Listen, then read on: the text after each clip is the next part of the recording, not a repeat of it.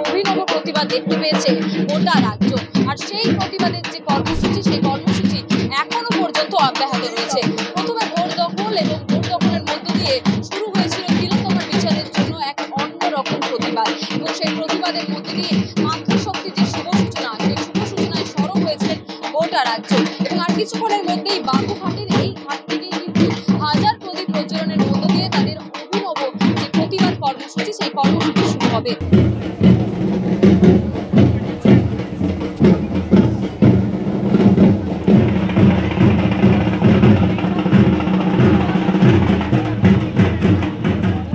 হাজার প্রদীপ প্রজ্বলন, এই যে সিদ্ধান্ত নেওয়া হয়েছে, মহালয়ার দিনটিকে কেন বেছে নেওয়া হয়েছে? দেখুন, মহালয়ার দিন একটি শুভ দিন, ওই জন্য আজকের দিনেই আমরা ঠিক করলাম যে অভয়ার উদ্দেশ্যে আমরা এই হাজার প্রদীপ প্রজ্বলন করব এবং সেটা গঙ্গায় ভাসাবো। আরও একটা কারণ, আজকে মাতৃপক্ষের শুরু, তো এই দিনে অভয়ার স্যাক্রিফাইসটা যেন আমাদের সবাইকে একটা শক্তি দেয়, তার জন্য আমরা এই দিনটাকে আজকে। আমি যাতে ফিউচারে যদি এই সোসাইটিতে কিছু হয় তাতে আমি স্ট্রং হয়ে প্রোটেস্ট করতে পারি, তার জন্য আজকে আমি আমার বাবার সাথে এখানে এসেছি।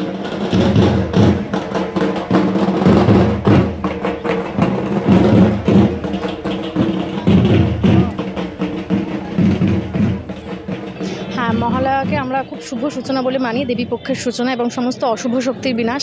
আজ 54 সম্ভবত 54তম দিন আমরা একই দাবিতে আজও রাজপথে, সেটা হচ্ছে তিলোত্তমার বিচার, এবং আর যেন দ্বিতীয় অভয়া আমাদের কলকাতার বুকে তৈরি না হয়।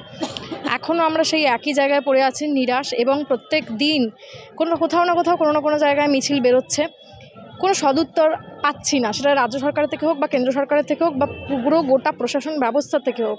তো এটা প্রশাসন ব্যবস্থার একটা ব্যর্থতা যে তারা তাদের রাজ্যের বা দেশের নারীদের সুরক্ষাটাই দিতে পারছে না, অ্যাটলিস্ট কর্মস্থলেই দিতে পারছে না, তাহলে আর রাতে আমরা কোন ভরসায় বেরোবো?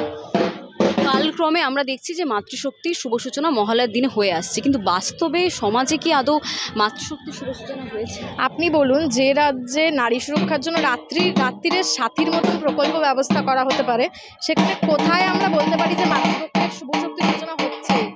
একটা 5 বছরের বাচ্চা বা একটা 3 মাসের শিশু থেকে শুরু করে 80 বা 90 বছরের কেউ আছে কিন্তু বাদ পড়ে না এই ধরনের ঘটনাগুলো থেকে।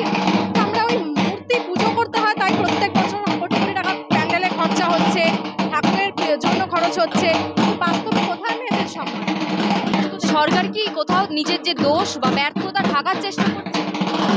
সেটা তো প্রত্যেকটা সরকারই করে, প্রত্যেকেই যখনই যে গদিতে আসে, ক্ষমতায় আসে, সেটাই করে। যখনই তার দোষ দেখানো হয় তখনই সে অন্য বিরোধী পক্ষের দোষ দেখায়, অন্য রাজ্যে কী হচ্ছে সেটা দেখায়।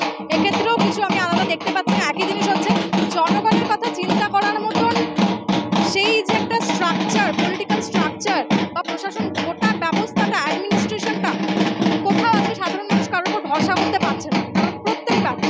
ক্যামেরা পুষ্পেন্দুর সাথে রিয়া, বাংলাহান, কলকাতা। বাংলাহাটের আরও খবর দেখতে নজর রাখুন। বাংলা খবর মানেই বাংলাহাট।